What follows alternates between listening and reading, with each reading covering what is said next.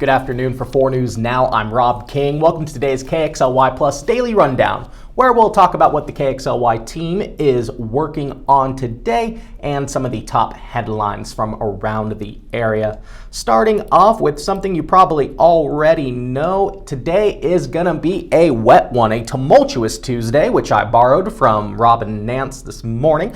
We're going to have rain with gusty winds pretty much all day today. It's going to be pretty wet, especially starting in the 1 o'clock hour, expecting 100% chance of rain. As you can see, the temperatures also staying in these upper 30s, low 40s, and that will continue for the rest of the week.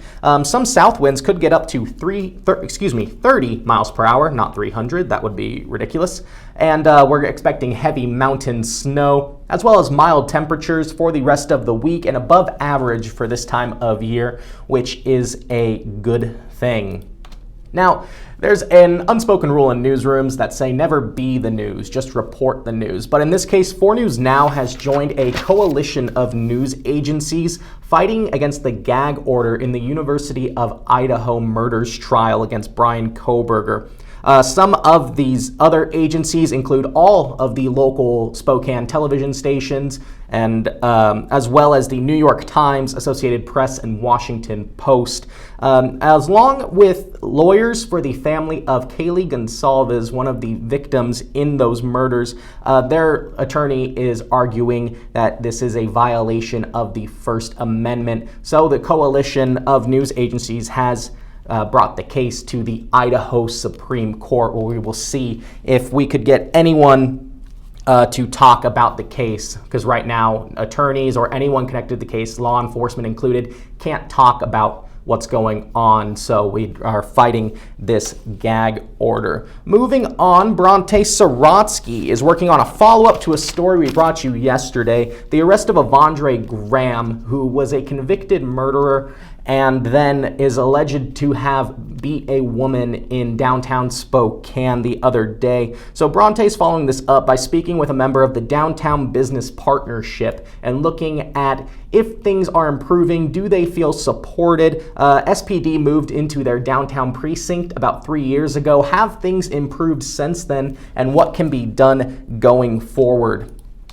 In a related vein to that, Peter Choi is tracking a piece of legislation in Washington right now that would look to increase drug possession penalties in the state. It's getting mixed responses from both sides of this issue. He will be speaking with the family of a person who was a victim of fentanyl, as well as the Spokane Police Department chief. And Peter will have the latest for you in 5 o'clock.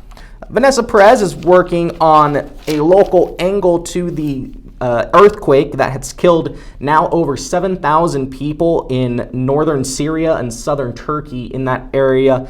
And she's speaking with a professor from Eastern Washington University and looking at local seismic activity as well as the equipment they use to track earthquake activity in this area. And she'll have the latest on the tragedy that's occurred in those countries.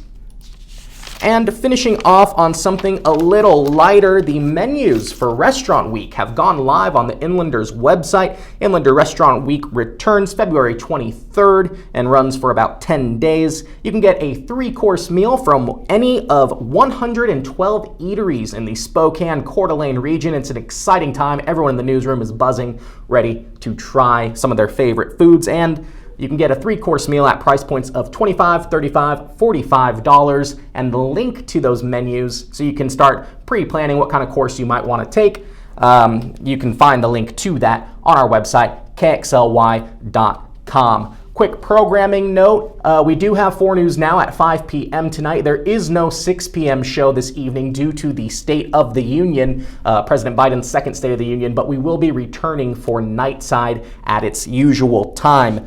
Be sure to download KXLY Plus on your connected TVs, Apple TV, Roku, Amazon Fire, so you can get up-to-date 24/7 streaming news for free on your television. And you can also watch these videos on the 4 News Now news app. Thank you for joining live in the KXLY Plus Digital News Center. Rob King, 4 News Now.